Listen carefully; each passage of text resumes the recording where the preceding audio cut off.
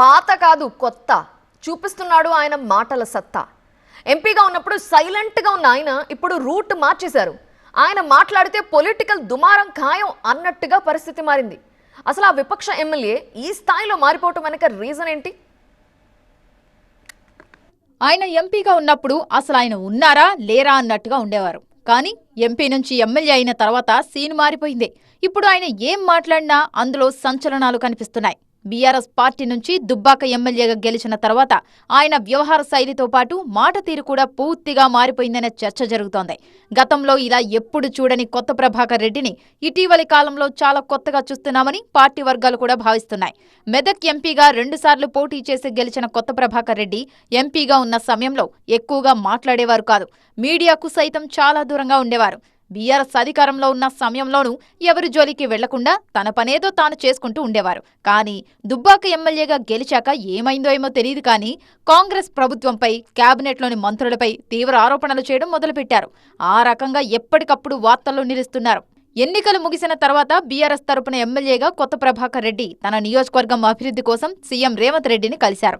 నియోజకవర్గ పరిధిలో స్కిల్ యూనివర్సిటీతో పాటు 2 ఇంటిగ్రేటెడ్ హాస్టల్స్ ఏర్పాటు చేయాలని ఆయన సీఎంను కోరారని అప్పట్లో వార్తలొచ్చాయి. సీఎం రేవంత్ తాను అడగ్గానే నిధులు మంజూరు చేశారని ప్రభాకర్ రెడ్డి చెప్పినట్టు ప్రచారం మొదలైంది.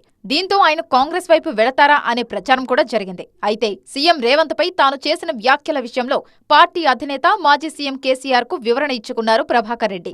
ఆ తర్వాత నుంచి ఆయనలో మార్పు వచ్చిందని, తనకు పార్టీలో డ్యామేజ్ జరగకుండా ఉండేందుకు అధికార పార్టీని గట్టిగా టార్గెట్ చేయడం స్టార్ట్ చేశారనే ప్రచారం మొదలైంది.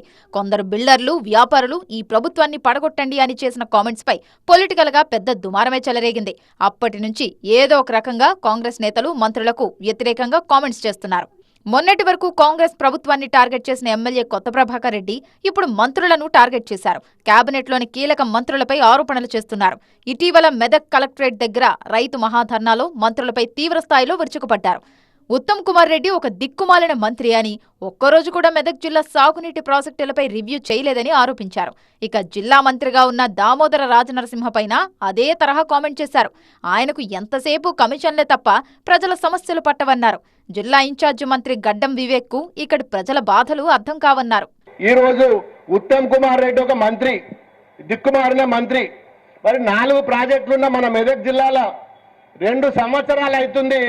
ప్రాజెక్టుల మీద ఒక్కరోజు అన్నానా, ఒక్కటంటే ఒక్కరోజు గంట సేపు కూడా టైం ఇచ్చిండా మన జిల్లాకు? ఇక మనం జిల్లా మంత్రి ఉంటాడు, ఆయన పనికిమాలిన మంత్రి. ఆయన ఇంట్లోకి వెళ్ళి బయటకు రాడు. మా క్రాంతి అన్నకు బాగా తెలుసు ఆయన గురించి నాకంటే ఎక్కువ.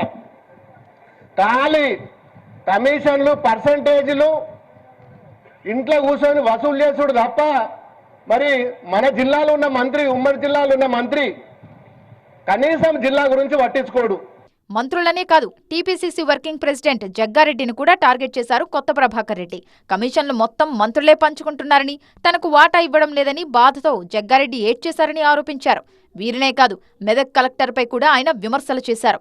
ఆయన కాంగ్రెస్ కార్యకర్తలా మాట్లాడుతున్నారని మండిపడ్డారు. అయితే కొత్త ప్రభాకర్ రెడ్డి వ్యాఖ్యలకు గట్టిగా కౌంటర్ ఇచ్చారు జగ్గారెడ్డి.